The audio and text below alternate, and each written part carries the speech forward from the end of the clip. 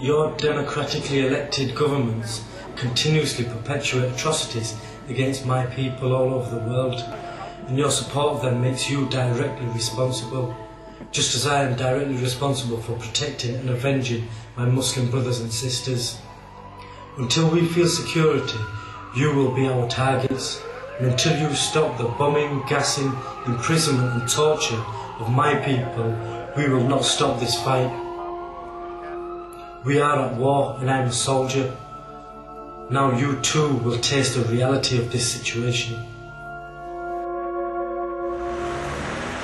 It's now been 3 months since the London bombings, the worst terrorist atrocity the British mainland has ever seen.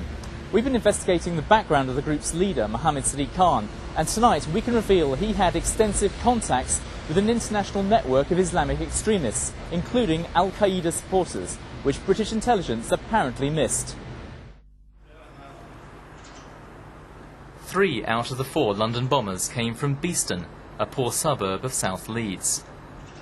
At 30, Mohammed Siddique Khan was the eldest member of the group. He was mentor to the rest. Siddique, or Sid to his friends, grew up in Stratford Street, by all accounts an ordinary enough sort of childhood, amid the cobbled alleyways and run-down back-to-back terraces. Local shop owners remember him playing cricket in the road, a friendly boy who fitted in well. Sometimes he come to the shop when he used to live in Beeston, around here, and he was a nice person, very polite. He talked like very graduate person, and he's had a marvel life in here. Some people, I myself, sometimes wish my children could be like him, When Siddique's parents moved away to Nottingham, he remained here in Beeston to finish his studies at Leeds University. Coming from a Pakistani family, he would have been expected to have an arranged marriage. But he rejected this, marrying an Indian Muslim student from a well-established local family. His mother-in-law was even honoured by the Queen. Because she's been so shocked and astonished as to what has happened. She's been a very active community member in our community for many, many years. And she's been an active member of the North Kirklees Interfaith Council as well, and champions interfaith dialogue.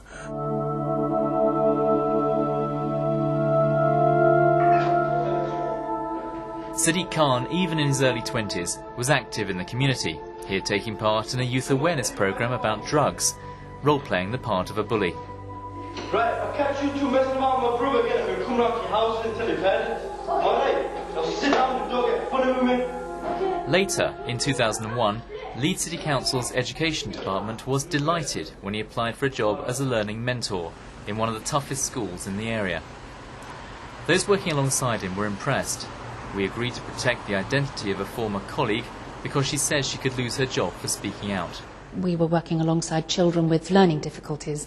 Of all the children, these are the ones who struggle the most.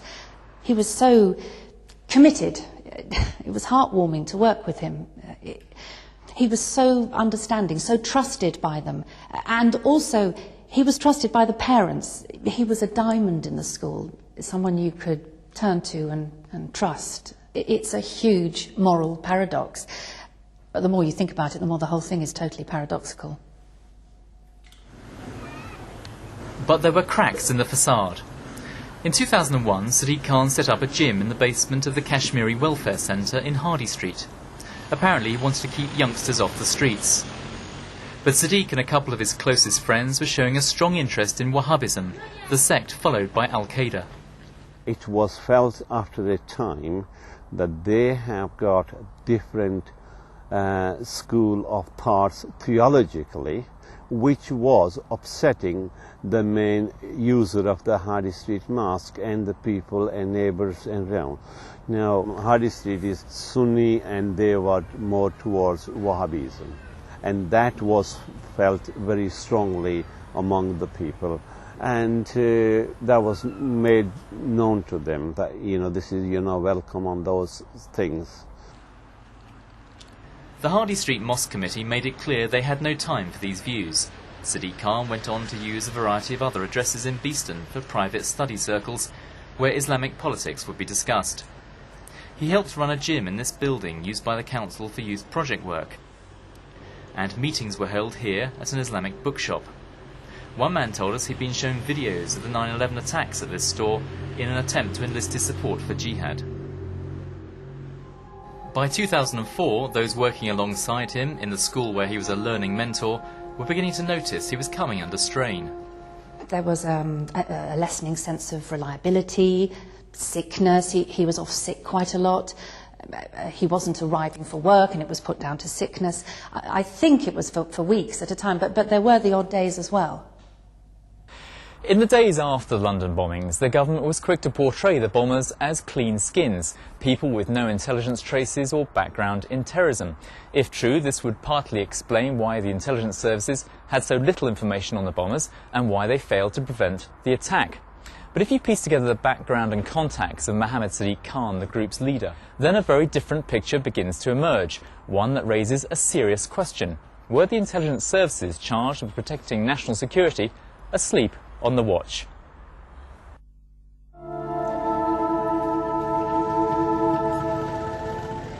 We've discovered that Mohammed Siddique Khan had close links with this man, who's currently in prison in America, awaiting sentencing after being convicted of terrorist offences. We'll call him Shafiq, filmed here in 2001. We can't reveal his true identity for legal reasons.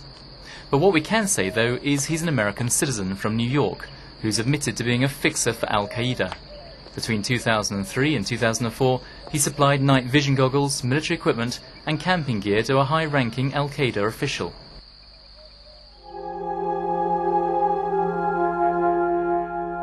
The story of how Siddique Khan became caught up with this self-confessed terrorist supporter can be traced back to the New York borough of Queens.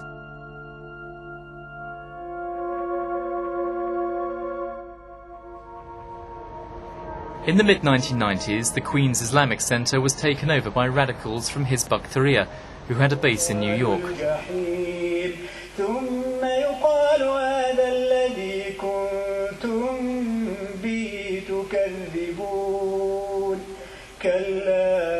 Hizb ut-Tahrir is an ideological movement working to establish an Islamic state or caliphate, where people would be governed by Sharia law. Regulars at the mosque were dismayed.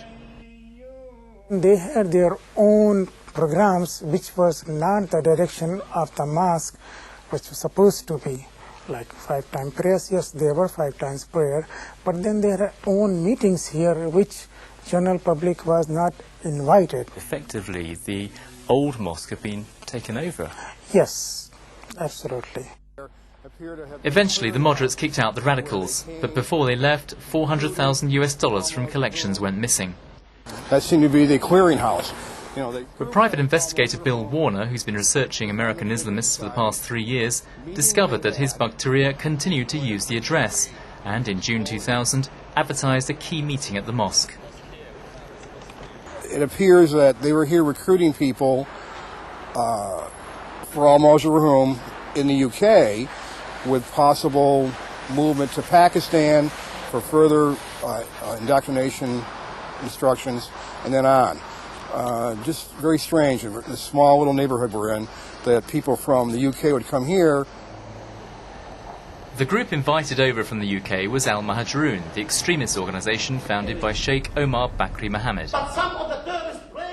Al-Mahajroun was keen to create cells overseas. The jihadi movement was being exported from the UK.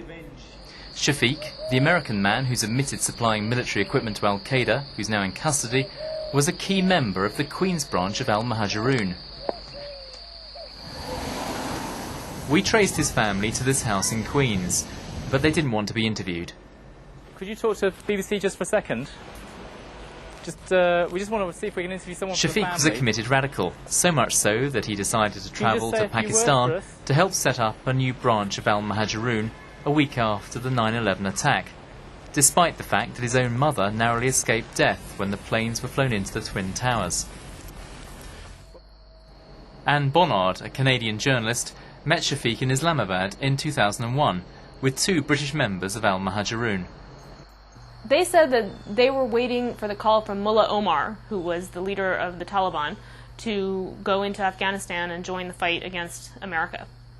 And they said that they felt Muslims were under attack throughout the world, and that if they met their own fellow countrymen in Afghanistan, they wouldn't hesitate to kill them because they felt they were there to attack Muslims. Shafiq was even captured on television saying exactly that. My loyalty has always been, is, and forever will be with the Muslims. Yes, I'm willing to kill the American soldiers if they enter into Afghanistan with their ground troops. I'm willing to kill the Americans. He's admitted setting up and supplying a jihadi training camp on the Afghan-Pakistan border. He was in regular contact with the man sitting on the right, Hassan Butt, the leader of al-Muhajirun in Pakistan. Hassan Butt has claimed that around 3,000 to 4,000 British Islamists have passed through camps in the region.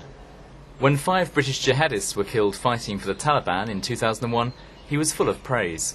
We're very envious. We're very happy that these people have become martyrs. We're very envious of these people, and we too would like to be like this, because to live and die and walk and talk for Islam is every Muslim's role in life. This is where Mohammed Siddique Khan comes back into the story. In between pursuing his teaching career in Leeds, we've been told by a very well-placed source that Siddique Khan travelled to Pakistan in 2003, where he met Shafiq, the New Yorker who's confessed to supplying military equipment to Al-Qaeda. We're also told he stayed at Hassan Butt's flat, which is being used as a clearinghouse for jihadi recruits passed along from al-Muhajirun. Shafiq has told American investigators that he met Siddique Khan at his training camp on the Pakistan-Afghan border, an area now swarming with troops. And we've been told that Hassan Butt, the British Islamist, saw Shafiq and Siddique Khan in Leeds together in 2003. It seems that Shafiq travelled back and forth to Britain on at least 4 occasions, prompting the question, were the security services watching al-Muhajirun, and did they know? This man used to be a member of al-Muhajirun's American branch, but left in 1998 because the organisation was becoming too radical. His direct experience, though, gives him a unique insight into the history of the international jihadi network, which was fanning out from Britain. Al-Muhajirun is sort of a vehicle, a mechanism, a medium that prepares ideologically charged youth that the real jihadists or Al-Qaeda supervisors and, if you will, handlers can pick from. I mean, so they provide a target-rich environment for Al-Qaeda to recruit from. But we've discovered these were not the only radical links being pursued by Siddique Khan. We've spoken to an academic researcher who's interviewed Nazir Abbas, who's currently in detention in Indonesia. Nazir Abbas is leader of Jemaah Islamiyah, or JI, which is a violent jihadi group closely linked to Al-Qaeda. Abbas says that Siddique Khan met a senior Al-Qaeda leader called Hambali in 2001. Mohammed Siddique Khan was sent to Malaysia by Al-Qaeda organization so that he will develop a deeper understanding of jihad. Mohammed Siddique Khan was received in Malaysia by Isamuddin Ridwan, known as Hambali, who was the regional leader of Al-Qaeda. Also, he visited the Philippines, and Mohammed Siddique Khan visited the most important Jamaah Islamiyah terrorist training camp at that time in Southeast Asia. He was identified positively by a Malaysian Jamaah Islamiyah member who is currently in Malaysian detention, and in addition to that, Mohammed Siddique Khan has also been identified by another Malaysian who is in Indonesian detention.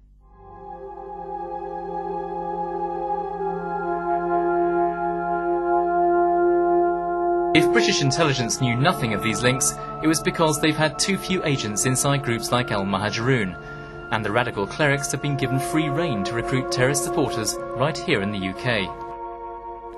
Whenever foreign governments ask the British for information about these terrorist networks and asked the British government to get rid of these terrorists from London, the British authorities always said that, oh, we are watching them. It is better for us to watch them.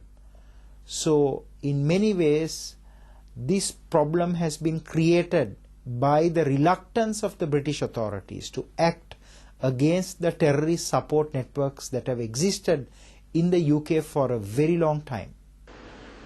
To a certain extent, Sir Paul Lever, who used to head the body charged with advising the Prime Minister on intelligence threats, agrees. I suppose you could characterise it as a failure of intelligence. I would put it more as perhaps a failure of imagination. It really didn't occur to people that young men, born, educated, sometimes from middle-class backgrounds in Britain, would go down that path. A lack of imagination is one thing, but we found evidence of more recent and specific failures. We've spoken to a confidential source who tells us that Mohammed Siddique Khan was watched and recorded as part of an undercover operation last year. He was being monitored as he met with a UK-based terrorist suspect.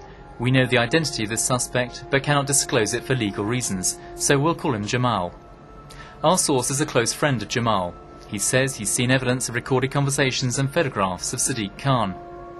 We don't have independent corroboration of this, and the Metropolitan Police and Home Office declined to comment, but if there was such a detailed surveillance operation involving Siddique Khan, then it becomes far harder to explain why he wasn't pursued.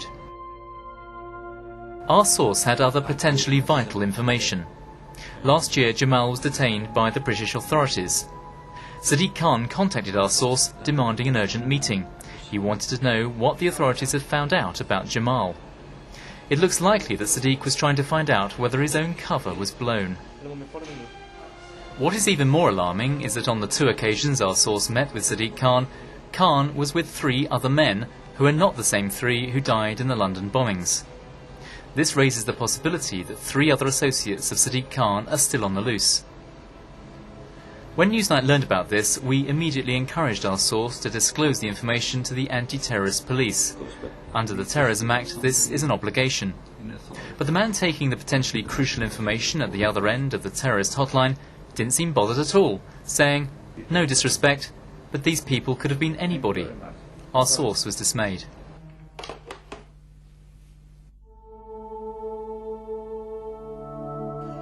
With this, I leave you to make up your own minds. And I ask you to make dua to Allah Almighty to accept the work from me and my brothers and enter us into gardens of paradise. What emerges from a careful examination of the contacts and background of the leader of the 7th of July bombers is a man who slipped under the radar of British intelligence, despite a number of clues which could have triggered the alarm.